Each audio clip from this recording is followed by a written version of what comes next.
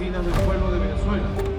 ভেনেজুয়েলার president Nicolas মাদুরোকে স্ত্রীসহ তুলে নেওয়ার খবর নিজেই জানালেন মার্কিন প্রেসিডেন্ট ডোনাল্ড ট্রাম্প। ট্রুথ সোশ্যালে দেয়া এক পোস্টে ট্রাম্প এই তথ্য জানিয়েছেন। তবে মাদুরো এখন কোথায় আছেন এই বিষয়ে বিস্তারিত কিছুই জানাননি মার্কিন প্রেসিডেন্ট।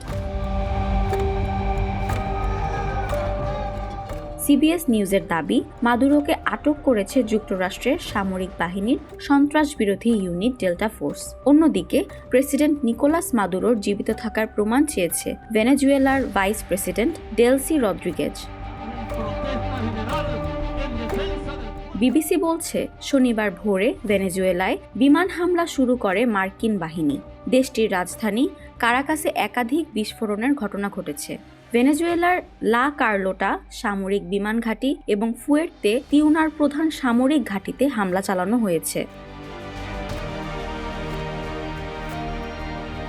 যুক্তরাষ্ট্রের এই হামলার পরই ভেনেজুয়েলায় জরুরি অবস্থা জারি করে দেশটির সরকার। ভেনেজুয়েলার প্রতিরক্ষা মন্ত্রী ভলাদিমির পাদ্রিনো দেশজুড়ে দেশটিতে সামরিক বাহিনী মোতায়েনের ঘোষণা দিয়েছেন।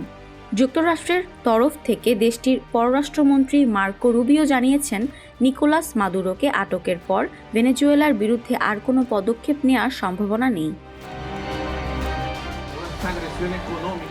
2013 সালে ক্ষমতায় আসার পর থেকেই মাদুরোর সাথে যুক্তরাষ্ট্র সম্পর্কে টানাপোড়েন চলছিল। মাদুরোর দাবি, ভেনেজুয়েলায় তেলের খনি নিয়ন্ত্রণ নিতে চায় ওয়াশিংটন।